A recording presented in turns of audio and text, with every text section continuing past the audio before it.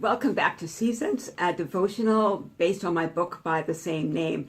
And today I am going to be talking about a personal journey that I was on where God really had to be patient until he finally got through.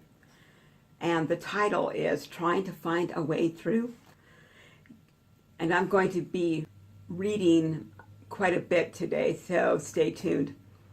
Tears streamed down my cheeks as I sat on a stripped-down cot in a tiny room.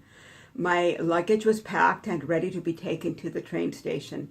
I had made my goodbyes the night before. There was nothing left to do but to leave. And in the process, I thought I was leaving behind my dreams, my hopes, and my home. I still clung to a faint hope that I would still be used by God in full-time ministry somehow. Why did everything fall apart and what happened? I honestly had no clue back then. Looking back now across the years at that extremely broken girl, I now know the answer, that that girl was just not ready to receive. And I give her all the grace in the world, and I give all those who tried to help her all that grace as well. I had determined to make my own dreams come true in my own strength, and that was my downfall.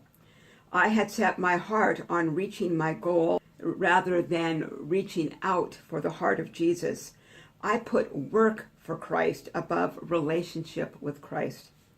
Along that way, somehow, I allowed my fears and insecurities to be the decision makers in my life. Instead of trusting God when it seemed his directions were leading me in the opposite direction of my comfort zone, I tried to return to that comfort zone. And it took me a long time to understand that to obey is better than sacrifice. God still had a long way to get through to my heart, though. Although God blessed my work during those years, and I did touch hearts, I always knew that God wasn't fully endorsing my efforts because my efforts were being done in order to gain approval from him and from others. I gave up. I remember the day I did give up. No matter how hard I tried to knock down that brick wall of the dead end in which I had led myself to, I couldn't make it happen. I gave God the keys to my heart that day and stepped back, and God could finally move. Now, a couple of decades later, the dreams I had as that young, frustrated Christian are fulfilled. I have reached thousands of people around the world through my blog and through my books. I am loved, respected, and needed within my local community. I truly do make a difference in the world around me. I learned, however, a dead end is only a dead end if you fail to take the turn. Our journey does not need to stop because we hit that brick wall. I probably would not have wasted so much energy trying to find a way through by beating my fists against that brick wall if I had only stopped long enough to feel Jesus' touch on my shoulder saying, "Here's the way, walk you in it." He always knew where he wanted me to be, but he was just waiting for me to be in that place where my ears would be open to hear his call.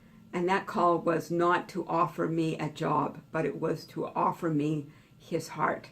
There's a huge difference between striving to make something happen so you have a sense of self-worth and accomplishment, and working alongside God to see his dreams for our lives fulfilled. And yes, God does give us the desires of our heart. So that's not like I'm saying we're little robots doing his bidding. So how can you tell the difference between striving and walking alongside God? Here is the litmus test. Can you say through your experience that his yoke is easy and his burden is light? If you are so weighed down by trying to make something happen, then perhaps you're not yoked to him. When you take up Jesus' invitation, come to me, all you who are heavy laden, and I will give you rest. And from that place of rest, then Jesus can help you figure out the best way that you can fulfill that dream you've been striving to try to reach.